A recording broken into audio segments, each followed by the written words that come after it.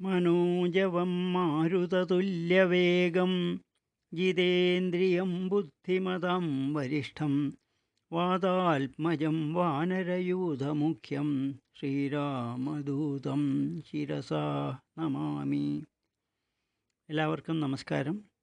ശ്രീമദ് വാൽമീകി രാമായണം യുദ്ധകാന്ഡം സർഗം 12.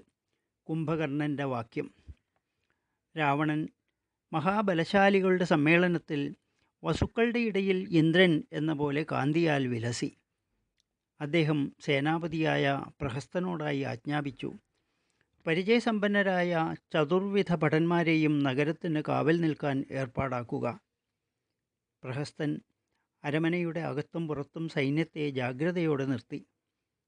വേറെ സൈന്യത്തെ നഗര സംരക്ഷണത്തിനായി വിന്യസിച്ചു. സൈന്യം പുറത്തും അകത്തും നിർത്തപ്പെട്ടു കഴിഞ്ഞു എന്ന് പ്രഹസ്തൻ രാജാവിൻ്റെ മുമ്പിൽ ഉണർത്തിച്ചു.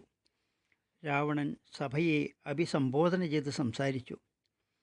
നിങ്ങളോട് ആലോചിച്ച് നിശ്ചയിച്ചു തുടങ്ങിയ എൻ്റെ ഒരു കാര്യവും ഒരിക്കലും നിഷ്പ്രയോജനമായിട്ടില്ല.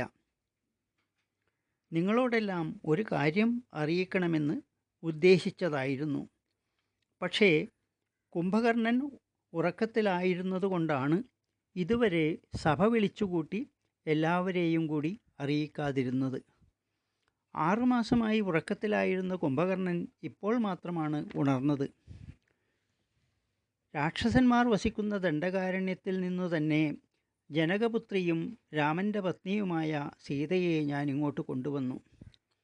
അവൾ എൻ്റെ ശയ്യയിൽ കയറുവാൻ വഴിപ്പെടുന്നില്ല. 3 ലോകങ്ങളിലും സീതയോടൊത്ത മറ്റൊരുത്തിയുമില്ല. അത്യധികം കൃശമായ ഉദരം, തടിച്ച ജഘനം, ശരൽക്കാല ശശാങ്കനെ പോലെയുള്ള മുഖം, തങ്കപ്രതിമ പോലെയുള്ള അവളെ മയൻ മായ കൊണ്ട് നിർമ്മിച്ചതാണെന്ന് തോന്നും. തുടുത്ത നഖവും രക്തവർണ്ണമുള്ള ഉള്ളം കാലുകളുമുള്ള ആ മൃദുലാംഗിയുടെ പാദങ്ങൾ കാണുമ്പോൾ തന്നെ എന്നിൽ മന്മഥവികാരം ആളിക്കത്തുന്നു. കാമദേവനാൽ ഞാൻ അത്യധികം അവശനായിരിക്കുന്നു. ആ ഭാമിനി 1 വർഷത്തെ അവധിയാണ് എന്നോട് അപേക്ഷിച്ചിട്ടുള്ളത്. അവളുടെ അഭ്യർത്ഥന ഞാൻ അനുവദിച്ചിരിക്കുന്നു. അതിവേഗത്തിൽ വളരെ ദൂരം ഓടിയ കുതിരയെപ്പോലെ ഞാൻ കാമം കൊണ്ട് തളർന്നു കഴിഞ്ഞു. പല ജലജന്തുക്കളും വൻ മത്സ്യങ്ങളുമുള്ള സമുദ്രത്തെ വാനരന്മാരോ ദശരഥപുത്രന്മാരോ എങ്ങനെയാണ് കടക്കുക? എന്നാലും ഒന്നാലോചിക്കേണ്ടതുണ്ട്. ഒരു വാനരൻ തനിയെ നമുക്ക് അസഹ്യമായ നാശനഷ്ടങ്ങളുണ്ടാക്കി. കാര്യങ്ങൾ എങ്ങനെ പര്യവസാനിക്കും എന്ന് അറിയാൻ നിവൃത്തിയില്ല. നിങ്ങൾ അവരവരുടെ അഭിപ്രായം പറയുവിൻ. മനുഷ്യരിൽ നിന്ന് എനിക്ക് ഭയമില്ല. അന്ന് ദേവാസുര യുദ്ധത്തിൽ നിങ്ങളോടൊത്ത് ഞാൻ വിജയം കൈവരിച്ചു. ആ രാജപുത്രന്മാർ സുഗ്രീവൻ തുടങ്ങിയ വാനരന്മാരെ മുൻനിർത്തി സമുദ്രത്തിനക്കരെ എത്തിയിരിക്കുന്നു. സീതയുടെ വാസസ്ഥാനം അവർ അറിഞ്ഞിരിക്കുന്നു. സീതയെ കൊടുക്കാതെ ദശരഥപുത്രന്മാരെ നിഗ്രഹിക്കണം. അതിന് വേണ്ടത് ചിന്തിക്കുവിൻ. നേരെ ചിന്തിച്ചുറപ്പിച്ച് കാര്യം പറയുവിൻ. കുരങ്ങന്മാരോടുകൂടി കടൽ കടക്കുവാൻ ലോകത്തിൽ ആർക്കും കഴിവുണ്ടെന്ന് തോന്നുന്നില്ല. ജയം നിശ്ചയമായും എനിക്കു തന്നെ. മദനപീഡിതനായ രാവണൻ്റെ ഭ്രാന്തവചനങ്ങൾ കേട്ടപ്പോൾ കുംഭകർണന് കോപമാണുണ്ടായത്. ലക്ഷ്മണനോടൊത്ത രാമനിൽ നിന്ന് സീതയെ അപഹരിച്ച് ഇവിടേക്ക് കൊണ്ടുവരുന്നതിന് മുമ്പ് തന്നെ നല്ലപോലെ ആലോചിക്കണമായിരുന്നു. ആദ്യം തന്നെ ഞങ്ങളോട് ആലോചിച്ചില്ല. ഇങ്ങനെ ആലോചിക്കാതെ അങ്ങ് ചെയ്യുക പതിവില്ല.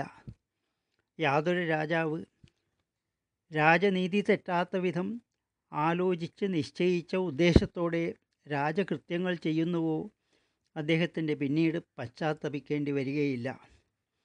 ഉപായം ചിന്തിക്കാതെ ചെയ്യുന്ന കാര്യങ്ങൾ വിഫലമാകുന്നു.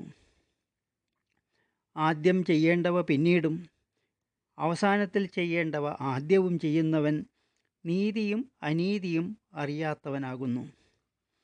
ബലമേറെയുണ്ടെങ്കിലും ആലോചനയില്ലാതെ പ്രവർത്തിക്കുന്നതിൻ്റെ പഴുതുകളെ ക്രൗഞ്ചപർവ്വതത്തിൻ്റെ രന്ധ്രത്തെ ഹംസങ്ങൾ എന്ന പോലെ ശത്രുക്കൾ വളരെ വേഗം കണ്ടെത്തും. വേണ്ടതുപോലെ ആലോചിക്കാതെ അങ്ങ് ഈ വൻ കാര്യം തുടങ്ങിവെച്ചു. ഭാഗ്യം കൊണ്ട് രാമൻ ഇതുവരെ അങ്ങയെ കൊന്നില്ല. നീ തുടങ്ങിവെച്ച മറ്റാർക്കും ചെയ്യാനാകാത്ത ഈ കാര്യം ശത്രുക്കളെ കൊന്ന് ഞാൻ ശരിയാക്കിത്തരാം. ശത്രുക്കളെ മുഴുവൻ ഞാൻ കൊന്നൊടുക്കാം. ദേവേന്ദ്രനോ ആദിത്യനോ ആയാലും, അഗ്നിയോ വായുവോ ആയാലും, അന്തകനോ കുബേരനോ ആയാലും അവരിരുവരെയും ഞാൻ എതിർക്കും, ശത്രുക്കളെ നശിപ്പിക്കും. എൻ്റെ സിംഹനാദം കേട്ടാൽ ദേവേന്ദ്രൻ പോലും നടുങ്ങും. അവർ രണ്ടാമതൊരു ബാണം എൻ്റെ നേരെ എയ്യുന്നതിന് മുമ്പ് ഞാൻ അവൻ്റെ രക്തം കുടിക്കും. നീ ആശ്വസിച്ചാലും രാമനെ വധിച്ച് നിനക്ക് വിജയം നേടിത്തരാൻ ഞാൻ ശ്രമിക്കും. ലക്ഷ്മണനോടുകൂടി രാമനെയും വാനരസേനാധിപന്മാരെ എല്ലാവരെയും ഞാൻ കൊന്ന് കടിച്ചു തിന്നും. വിശിഷ്ടമദ്യം ആസ്വദിച്ച് അങ്ങ് ഇഷ്ടം പോലെ സുഖിച്ചുകൊള്ളുക. ഞാൻ രാമനെ യമലോകത്തേക്ക് അയച്ചു കഴിയുമ്പോൾ സീത അങ്ങയ്ക്ക് വശപ്പെടുന്നതാണ്. 12-ാം സർഗം ഇവിടെ അവസാനിച്ചു. ജാനകീ ജീവനസ്മരണം ജയ ജയ രാമ രാമ.